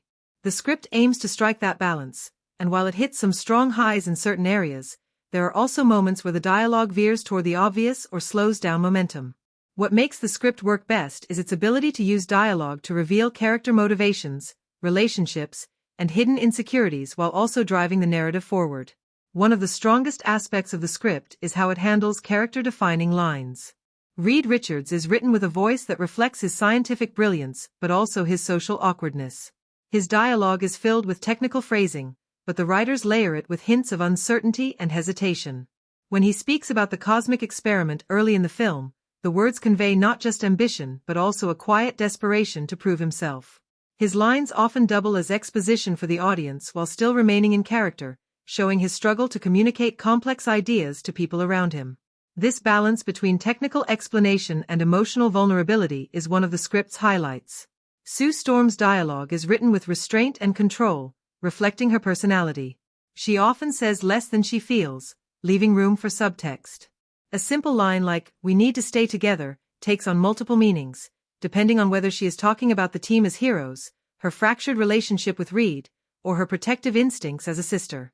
This layering gives her voice authenticity. Her dialogue becomes even more powerful in moments of silence. There are scenes where her lack of response says more than any speech could, particularly when she faces the possibility of losing her brother or when she confronts the moral cost of their powers. Johnny Storm's dialogue, by contrast, is infused with energy, humor, and bravado. His lines often bring levity to tense situations, but they are carefully written to reveal deeper layers of insecurity. Jokes about fame, fire, or speed are not just comic relief but coping mechanisms. When he boasts about being the face of the team, the bravado is undercut by his need for validation. The script gives him some of the most memorable one-liners, but it also ensures that his humor never fully masks his fear of irrelevance or failure. This dynamic keeps him from being reduced to a caricature. Ben Grimm's voice is rooted in blunt honesty and working-class pragmatism. His dialogue is simple, direct, and often tinged with frustration, especially after his transformation into the Thing. The line, "I didn't ask for this," carries weight because it is stripped of metaphor or flourish. His words cut to the heart of his emotional struggle. The script wisely avoids making his voice overly tragic or melodramatic, instead giving him quiet moments where his silence and physical presence say more than words could. When he does speak, the impact is stronger because of this restraint. The script also succeeds in shaping the antagonist's dialogue. The Silver Surfer speaks with an otherworldly cadence that sets her apart from the human characters. Her lines are minimal, yet they carry philosophical weight. Phrases about destiny, servitude, and survival resonate because they hint at her inner conflict without spelling it out. This makes her dialogue memorable and layered, encouraging audiences to read between the lines. Galactus, on the other hand, is presented as a near-mythic force, and the choice to keep his voice abstract and sparse emphasizes his scale. When his presence is communicated, it feels less like conversation and more like a looming inevitability, reinforcing his role as a cosmic threat rather than a traditional villain. Exposition is often a weak spot in superhero films, but here the script handles it better than expected. Scientific explanations are woven into conversations that feel natural to the characters, particularly when Reed struggles to simplify his theories for others. The script sometimes leans heavily on exposition during cosmic sequences, but it avoids drowning viewers in jargon by grounding explanations in emotional stakes. When Reed explains the dangers of the cosmic storm, his fear for the team makes the dialogue resonate as more than technical detail. That said, there are places where the script falters. A few lines feel too on the nose, spelling out emotions that the audience already understands from performance or visuals. In some of Reed and Sue's exchanges, the dialogue slips into melodrama, stating directly what could have been left in subtext. Similarly, in moments of high action, Johnny's humor occasionally feels forced, pulling viewers out of tension rather than complementing it. These missteps do not derail the film but remind us how delicate the balance is between sharp writing and over-explanation. One of the script's most effective tools is silence. The choice to let characters pause or remain wordless at key moments creates space for interpretation. Ben's silence when confronted with his new form, Sue's quiet reflection when Reed fails her emotionally, or the Silver Surfer's calm stillness in the face of chaos all speak volumes. These moments allow the film to avoid overloading dialogue while giving the actors room to convey meaning nonverbally. Ultimately, the script of the Fantastic Four, First Steps provides a voice that is distinct for each character, layering exposition with emotional truth and occasionally stumbling into heavy-handedness. At its best, it reveals subtext through small gestures, quick exchanges, or loaded silences. At its weakest, it risks flattening emotion by telling rather than showing. Yet the overall effect is a script that feels purposeful, often elevating action into something personal and resonant, ensuring that audiences walk away remembering not just what the characters did but also what they said and, just as importantly, what they chose not to say. The Fantastic Four, First Steps is a film that sits firmly within the superhero genre, but like many modern entries, it blends multiple traditions including action, science fiction, drama, and even shades of cosmic horror. The key to its success lies in how well it balances these different elements while still meeting the core expectations of audiences who come to a Fantastic Four film looking for spectacle, heroism, and emotional resonance. The movie's execution of genre tropes is thoughtful, sometimes refreshing, and occasionally familiar, but it always aims to keep viewers engaged. From the perspective of action, the film delivers what fans expect. There are large-scale set pieces, high-energy battles, and sequences designed to show off the unique abilities of each member of the team. Classic superhero genre beats are present. The moment of discovery where each character tests their powers, the first group fight where teamwork falters, and the climactic showdown against a seemingly unbeatable force. These moments echo what audiences expect in a Marvel-style superhero narrative. What sets the Fantastic Four, First Steps apart is the emphasis on character-driven action. Battles are not just about flashy moves but about what those moves reveal about personalities and relationships. For instance, Johnny's fire-fueled bravado is contrasted against Ben's grounded strength, highlighting their dynamic as much as their abilities. The film also leans into science fiction, as the origin of the team is rooted in cosmic exploration and encounters with forces beyond Earth's understanding. This element honors the Fantastic Four's comic book roots, which were always more science-driven than many other superhero teams. The depiction of the cosmic storm, the Silver Surfer's alien presence, and the looming threat of Galactus all tie the story to classic science fiction motifs of humanity confronting the unknown. These sequences are carefully crafted to blend spectacle with wonder, ensuring that audiences feel both the thrill of discovery and the danger of overreaching human ambition. Drama is another genre thread that the film weaves effectively. At its heart, the Fantastic Four, First Steps is not just about saving the world but about how four very different people learn to function as a team while managing personal struggles. Reed's insecurity, Sue's desire for stability, Johnny's thirst for recognition, and Ben's tragic transformation all provide dramatic tension that makes the film more than a string of action sequences. These arcs are familiar within superhero storytelling, but the script adds weight by grounding them in relatable conflicts like fractured trust, sibling dynamics, and the struggle to accept unwanted change. The drama never overshadows the spectacle, but it provides the emotional foundation that keeps audiences invested. Where the film becomes most interesting is in its flirtation with cosmic horror. While it does not fully become a horror film, the presence of Galactus is framed with horror-like elements. His approach is depicted as a looming, unstoppable force, communicated through shadows, silence, and the sheer scale of his destruction. The sense of insignificance in the face of such cosmic power echoes horror traditions, particularly the idea of humanity facing an incomprehensible threat. These moments add a layer of dread that elevates the climax beyond standard superhero fare. For fans who want something new from the genre, these choices offer a refreshing twist without abandoning the core expectations. In terms of clichés, the film walks a fine line. There are certainly familiar beats, such as the reluctant hero coming to accept his role, the sibling squabbles that turn into unity under pressure, and the final act that requires every character to contribute to victory. These are staples of the genre and are handled competently here. What the film avoids is leaning too heavily on humor at the expense of tone. While Johnny provides levity, the script resists turning every serious moment into a punchline, which helps the story maintain weight. It also avoids the overly neat resolution that plagues some superhero films. While the team emerges victorious, the emotional scars and personal conflicts remain, leaving room for growth in future installments. Compared to audience expectations, The Fantastic Four: First Step succeeds in honoring what fans want while adding enough freshness to stand out.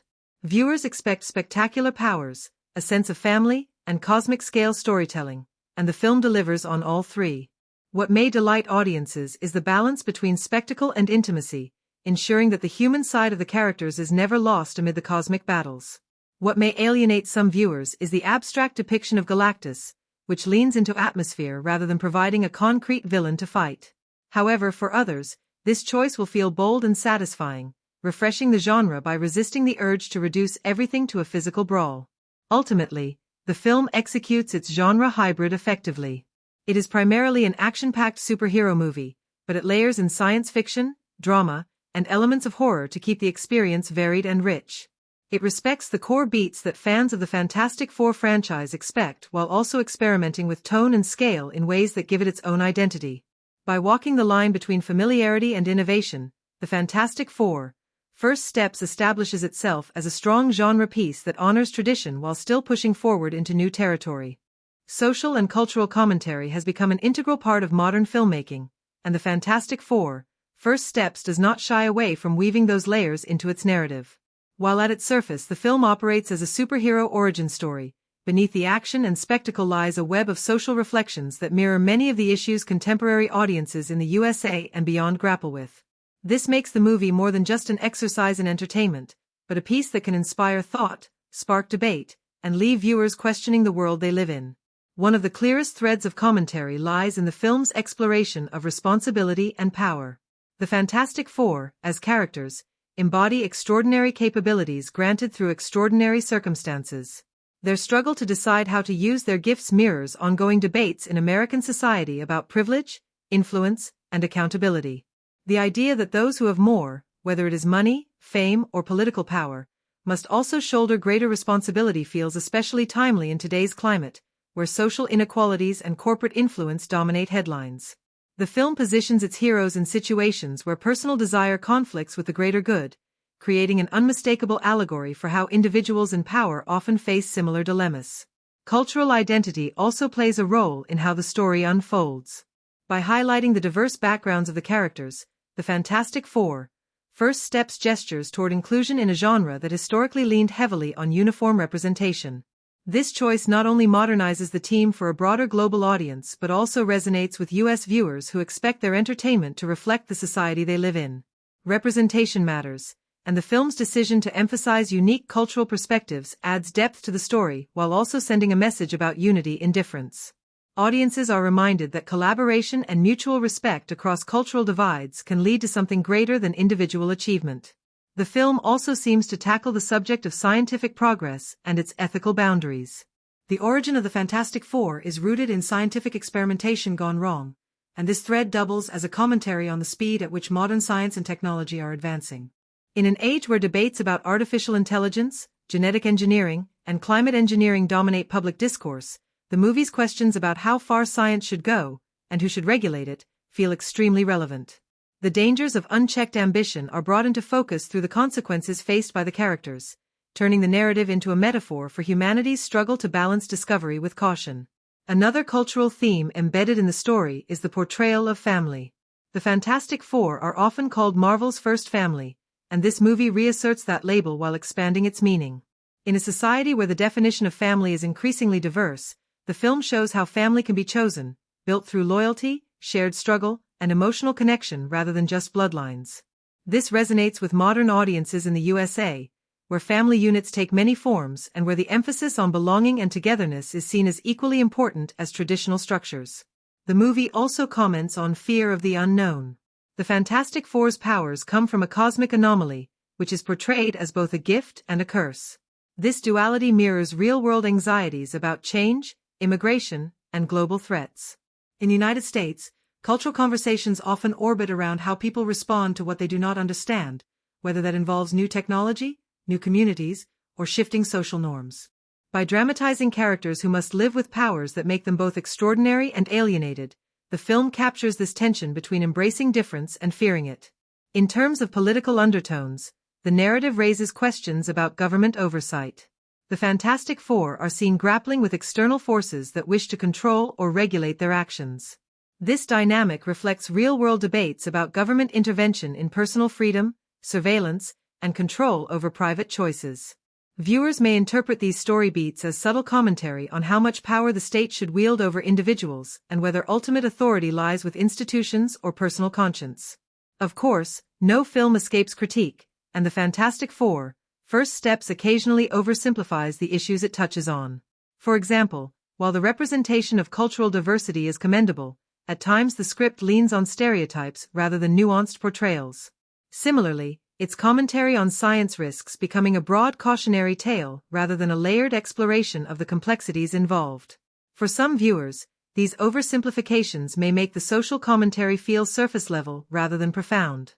Nevertheless, what stands out is the movie's willingness to engage with these questions at all. By embedding themes of responsibility, diversity, ethics, family, fear, and power within its story, it goes beyond being a typical superhero film. Instead, it becomes a reflection of contemporary anxieties and aspirations. For American audiences especially, these issues feel close to home, whether they are seen in headlines, politics, or daily life. In the end, The Fantastic Four: First Steps succeeds in blending entertainment with commentary. It offers audiences not just a spectacle of superpowers but also an invitation to think critically about how society functions, how people coexist, and what kind of future humanity is building. While not every commentary thread is fully fleshed out, the film's willingness to mirror the cultural landscape makes it resonate on a deeper level than many superhero counterparts. Its social and cultural layers provide substance that ensures the movie stays relevant long after its credits roll, encouraging viewers to see their own world reflected in the struggles of these extraordinary yet deeply human characters. Audience engagement is one of the strongest indicators of whether a film resonates beyond its running time, and The Fantastic Four: First Steps clearly aims to leave viewers with moments they will discuss, replay, and share. The movie is constructed with an awareness of how modern audiences in the USA consume and interact with media, meaning it offers not just spectacle but also emotional beats, surprising twists, and layered details that reward repeat viewings. From jaw-dropping action to quiet character-driven exchanges, the film understands that lasting engagement comes from balance between excitement and emotional truth. One of the most obvious engagement points lies in the film's signature action sequences. These moments are designed to elicit gasps from audiences in the theater. Whether it is a large-scale battle where the team first learns to fight together or a visually inventive showdown that showcases their powers in ways fans have never seen before, these set pieces are positioned to make audiences feel the thrill of something new within a familiar superhero framework. Such scenes are not only about visual spectacle but about timing and surprise, the kind of moments that cause audiences to cheer out loud or hold their breath in silence. The film also integrates humor into its DNA, providing well-placed comedic beats that lighten the tension without undercutting the stakes. The Fantastic Four have always balanced their extraordinary circumstances with a very human sense of banter, and The Fantastic Four: First Steps uses this to spark laughter at just the right times. These jokes, quips, and situational bits of comedy make the characters feel more relatable, especially for American audiences who expect humor as a key ingredient in modern superhero films. Certain one-liners and exchanges are clearly designed to become fan favorites, the kind of dialogue that gets clipped and spread on social platforms because it feels both funny and authentic.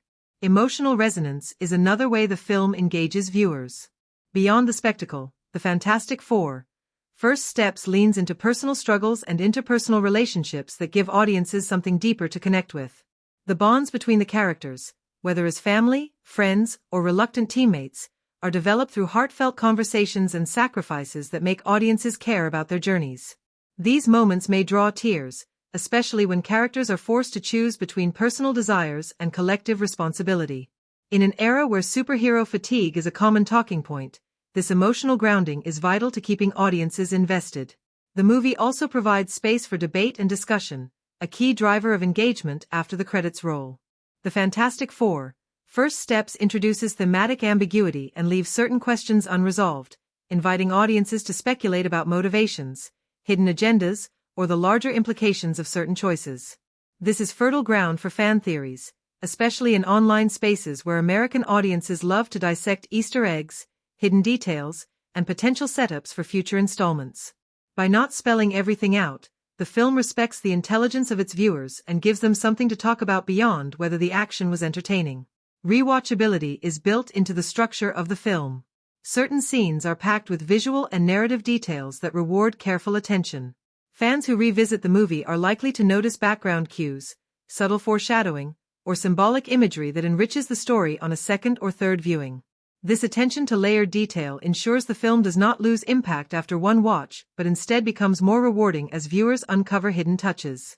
Such design is particularly effective in keeping the film alive in conversations long after release, as fans trade observations and theories about what they noticed on repeat viewings.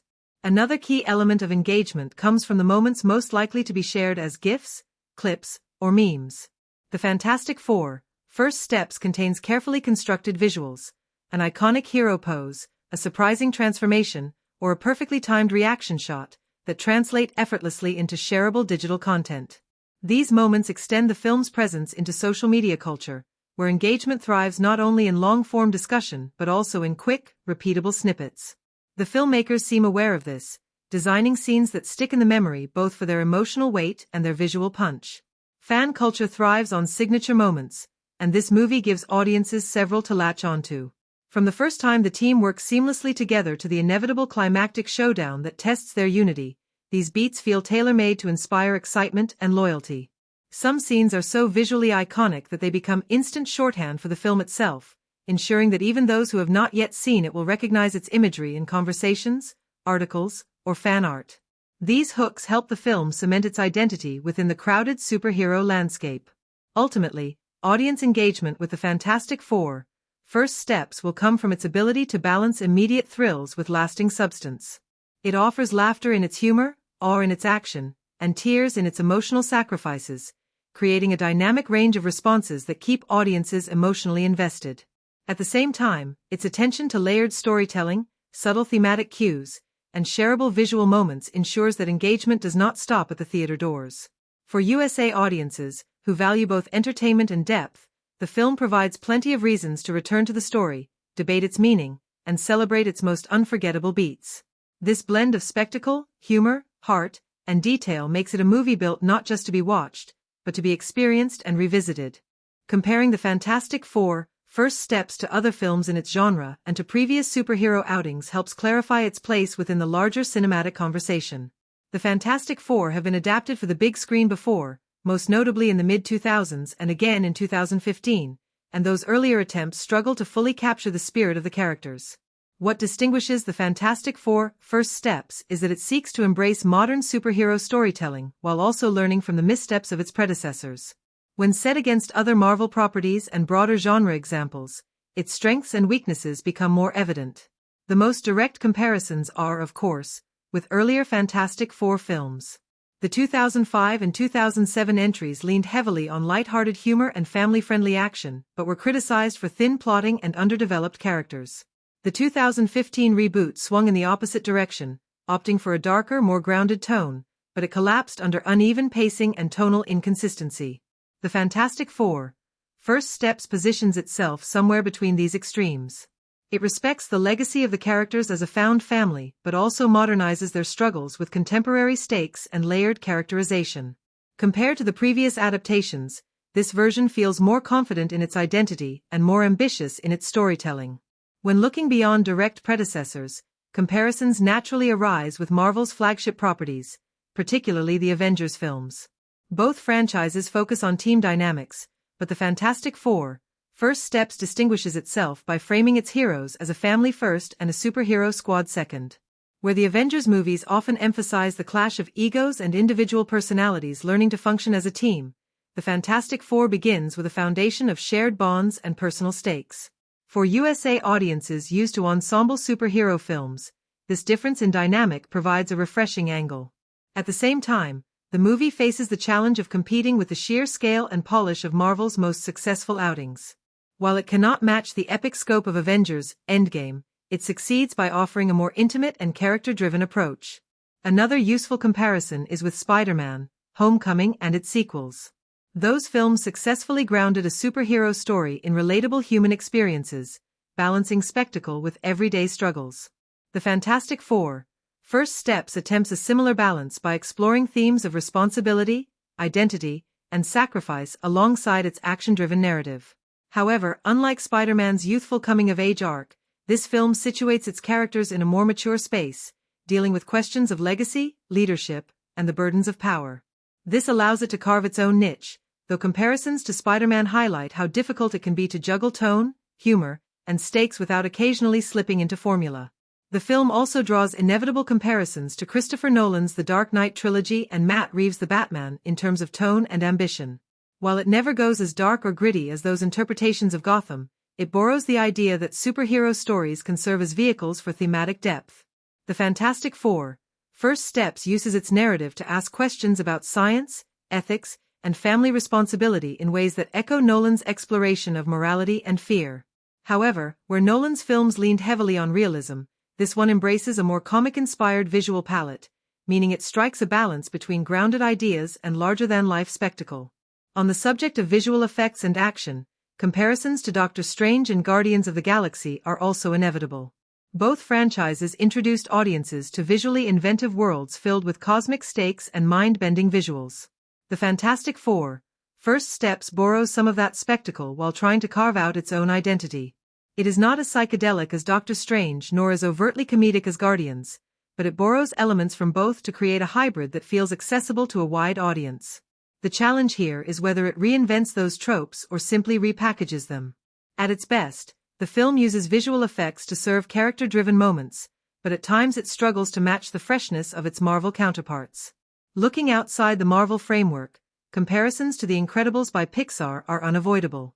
That animated film perfected the idea of a superhero family dynamic, balancing humor, heart, and spectacle in a way that resonated with all ages.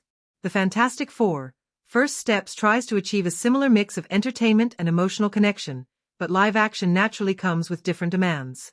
While it does not capture the same level of breezy charm as The Incredibles, it does succeed in giving each character meaningful development and clear arcs.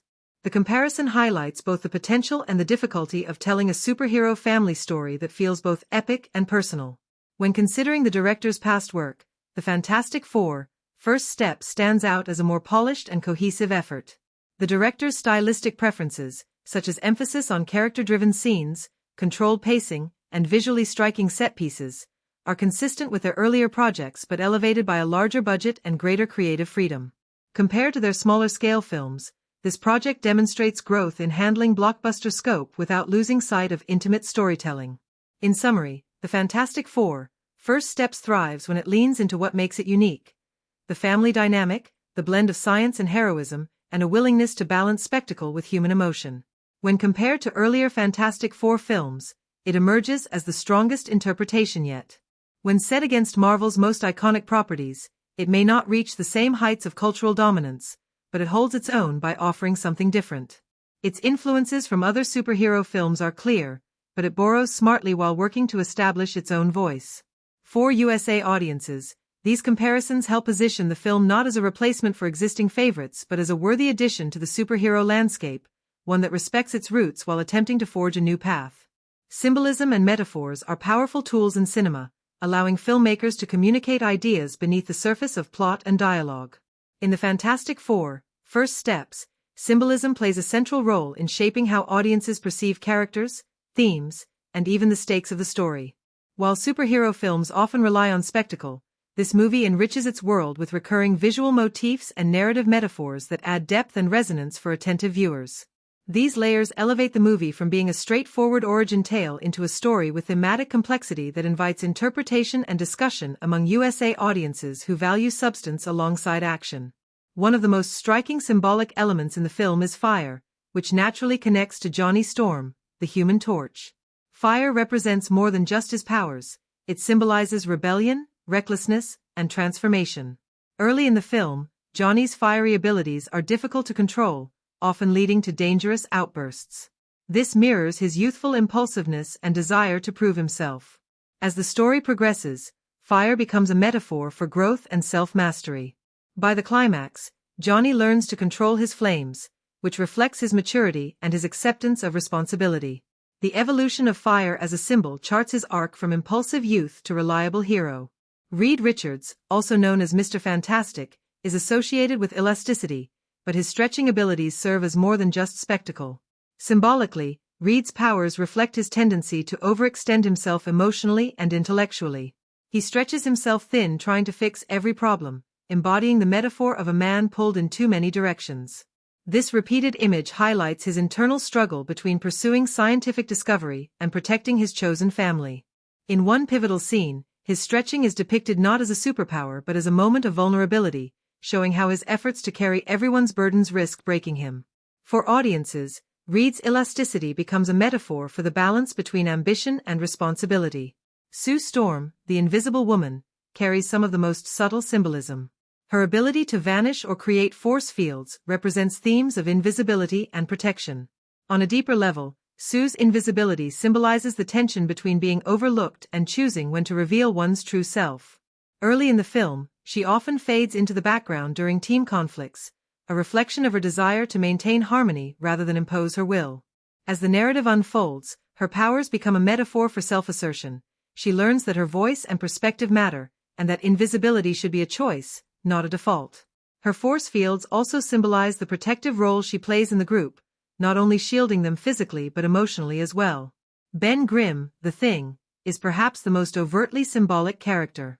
His rocky form represents the burden of transformation, the physical manifestation of feeling like an outsider. Throughout the film, Ben's hardened exterior becomes a metaphor for isolation and self-protection, as his appearance distances him from those he loves. Yet his rocky body also symbolizes resilience, strength, and loyalty. In key moments, cracks in his rock surface visually parallel cracks in his emotional defenses, showing how his rough shell hides vulnerability. For USA audiences familiar with themes of alienation and identity in superhero narratives, Ben's symbolism resonates as a powerful metaphor for acceptance and the human need for belonging. Beyond individual characters, the film uses recurring visual motifs to reinforce themes. Mirrors and reflections appear throughout the story, often during moments of self-doubt or revelation. Characters see themselves reflected not just physically but metaphorically, confronting who they are versus who they wish to be. This motif ties into the central theme of identity, reminding viewers that becoming a hero is as much about self-recognition as it is about external battles. Colors also play a significant symbolic role. Blue, associated with stability and intellect, often surrounds Reed and Sue in key scenes, highlighting their grounded influence on the team. Red, linked to passion and danger, dominates Johnny's moments of action, underscoring his fiery temperament. Earth tones are often used in scenes with Ben, reinforcing his grounded and unshakable presence despite his struggles. These deliberate color palettes help viewers intuitively understand character dynamics without relying solely on dialogue. The cosmic storm that grants the team their powers functions as both plot device and metaphor. On one level, it symbolizes chaos and unpredictability, the uncontrollable forces that shape human lives. On another, it represents rebirth, as each character emerges transformed by the storm. This imagery aligns with mythological traditions where storms symbolize trials that strip characters down before they can be rebuilt stronger. For the Fantastic Four, the storm is not just a random accident but a metaphorical crucible that forges their identities. Objects also carry symbolic weight. Reed's laboratory equipment, constantly tinkered with and adjusted, symbolizes his restless pursuit of answers but also his inability to stop fixing. Sue's recurring use of a journal represents her attempts to make sense of a world where she often feels unseen, giving the audience insight into her inner life. Ben's baseball cap, which he wears before his transformation, becomes a poignant symbol when he later sets it aside, representing the life he has lost but also his acceptance of his new identity. Even silence operates metaphorically in the film. Key moments without dialogue symbolize unspoken understanding or the weight of decisions too heavy for words. In one climactic sequence, the absence of music and dialogue emphasizes the emotional stakes, allowing the audience to feel the rawness of the moment. This silence becomes a metaphor for truth stripped of distractions, highlighting the humanity beneath the spectacle. In conclusion, The Fantastic Four: First Steps is rich with symbolism and metaphors that deepen the narrative beyond its superhero framework. Fire, elasticity, invisibility, and stone are not merely powers but metaphors for growth, balance, self-assertion, and resilience. Recurring motifs like reflections, color palettes, and the cosmic storm reinforce themes of identity, transformation, and belonging. Objects and silence further add layers of meaning, giving audiences more to interpret each time they revisit the film. For USA viewers who appreciate both surface-level thrills and deeper storytelling, these symbolic elements make the movie a rewarding experience, turning a superhero adventure into a layered narrative about what it means to embrace change, responsibility, and family. When considering The Fantastic Four: First Steps within its broader franchise and historical context, the film occupies a unique position in both Marvel history and cinematic storytelling. As the latest attempt to bring Marvel's first family to the big screen, it carries the weight of past adaptations and the expectations of longtime fans while also needing to appeal to new audiences. For USA viewers who have followed superhero films over the last 2 decades, this installment feels both like a course correction and a bold reintroduction that situates the Fantastic Four within the larger Marvel universe while respecting their legacy as characters that predate many of today's most popular heroes. Historically, the Fantastic Four hold a foundational place in Marvel Comics. Created in 1961 by Stan Lee and Jack Kirby, they were the team that ushered in the Marvel Age of Comics, introducing readers to a new type of superhero story that combined cosmic adventures with family dynamics. This comic book history matters when looking at The Fantastic Four: First Steps, because the film deliberately leans into their roots as pioneers. Rather than trying to mimic the tone of the Avengers or Guardians of the Galaxy, it embraces the identity of the Fantastic Four as explorers, scientists, and a family unit, reflecting their original cultural significance. For American fans who grew up with Marvel Comics, this feels like a return to the source.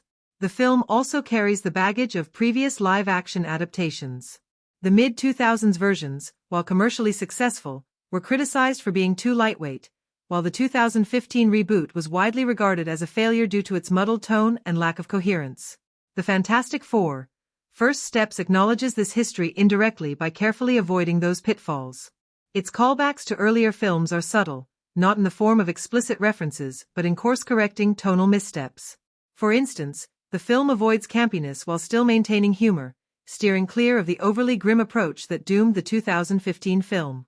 For USA audiences who remember those earlier attempts, the new film feels like a reinvention meant to finally get it right. Continuity within the Marvel Cinematic Universe also plays an important role.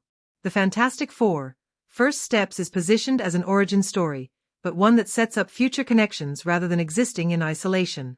Easter eggs scattered throughout the film hint at larger storylines, such as references to other Marvel characters and organizations that suggest the Fantastic Four will be integrated into upcoming crossover events.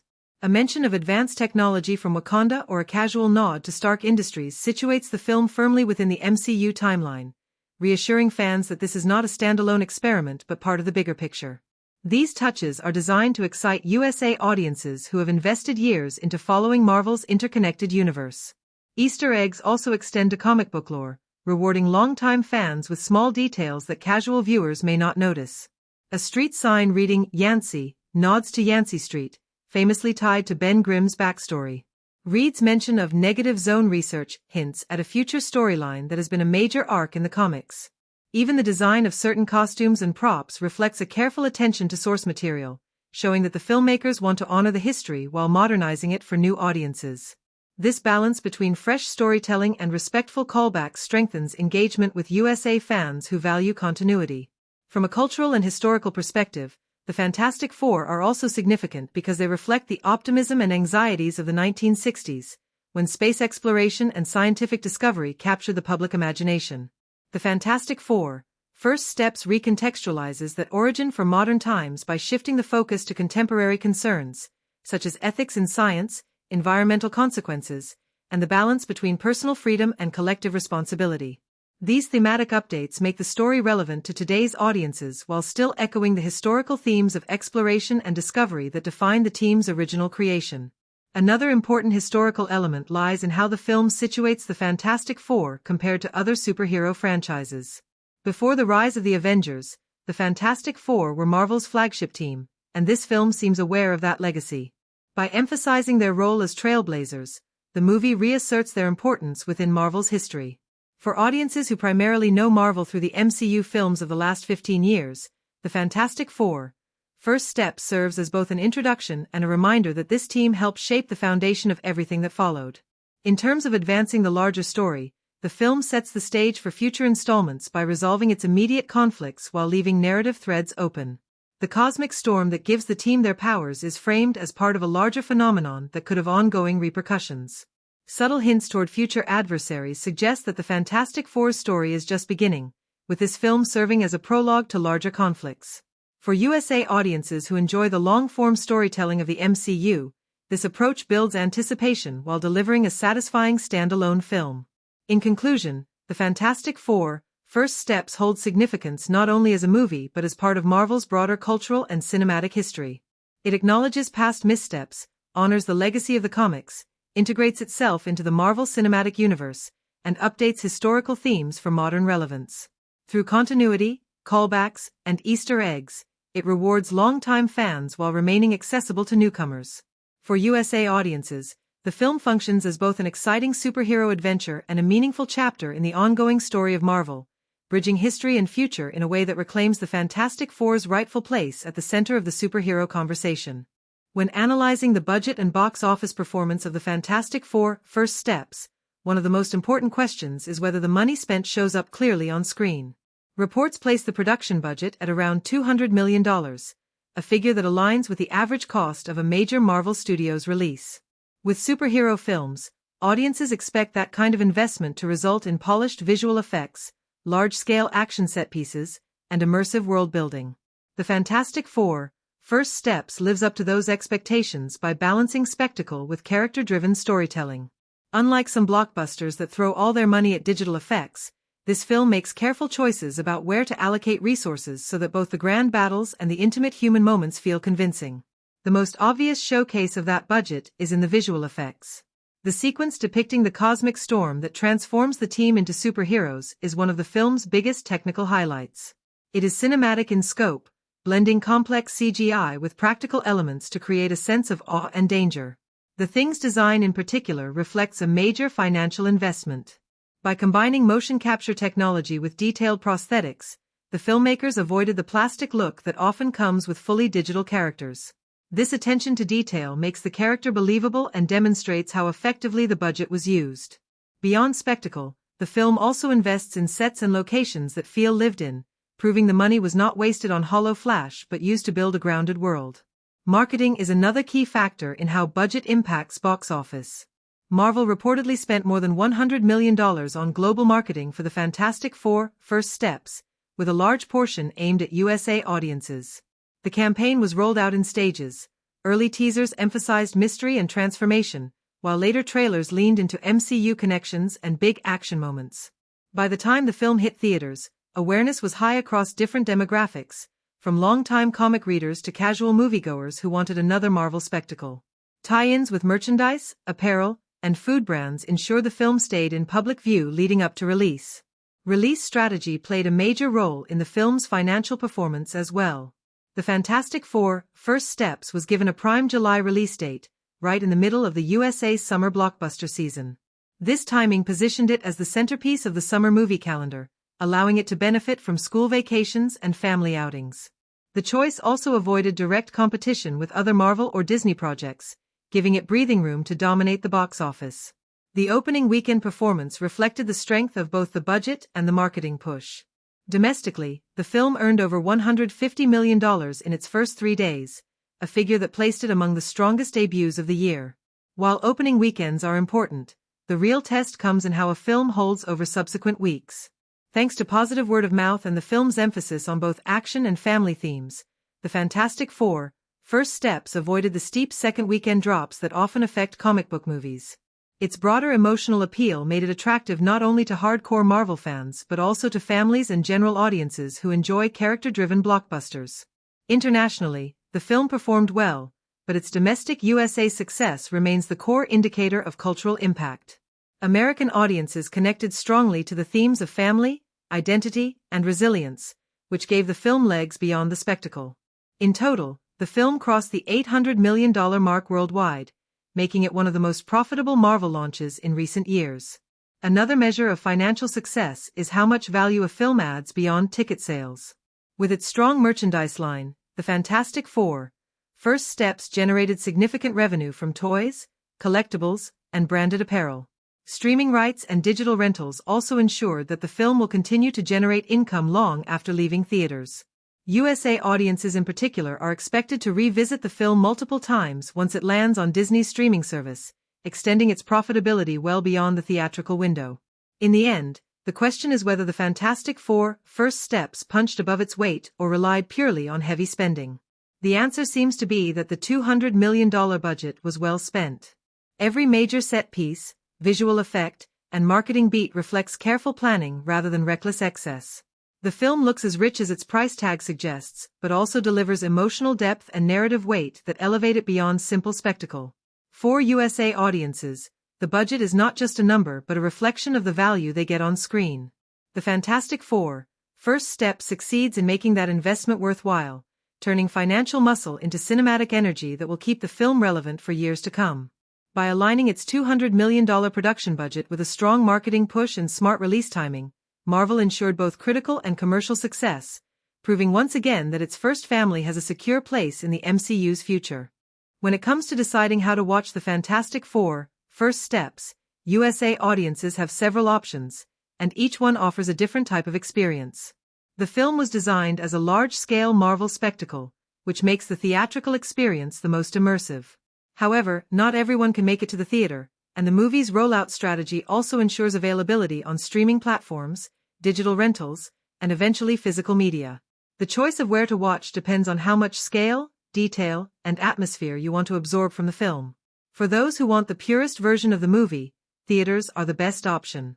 The Fantastic Four: First Steps was shot with IMAX cameras and framed with big screen exhibition in mind, so watching it on a theater screen allows you to see every visual detail in its full scope. The cosmic storm sequence and the final battle with Doctor Doom are filled with sweeping wide shots, intricate visual effects, and layered sound design that simply cannot be replicated at home. Surround sound in theaters also intensifies moments like the rush of the storm or the clash of Reed's stretching abilities against Doom's metallic force. For audiences who enjoy spectacle, the theatrical run is the most faithful way to see the movie as the filmmakers intended. Still, the modern USA movie audience often values convenience, and the film's streaming release ensures that at-home viewing is just as viable.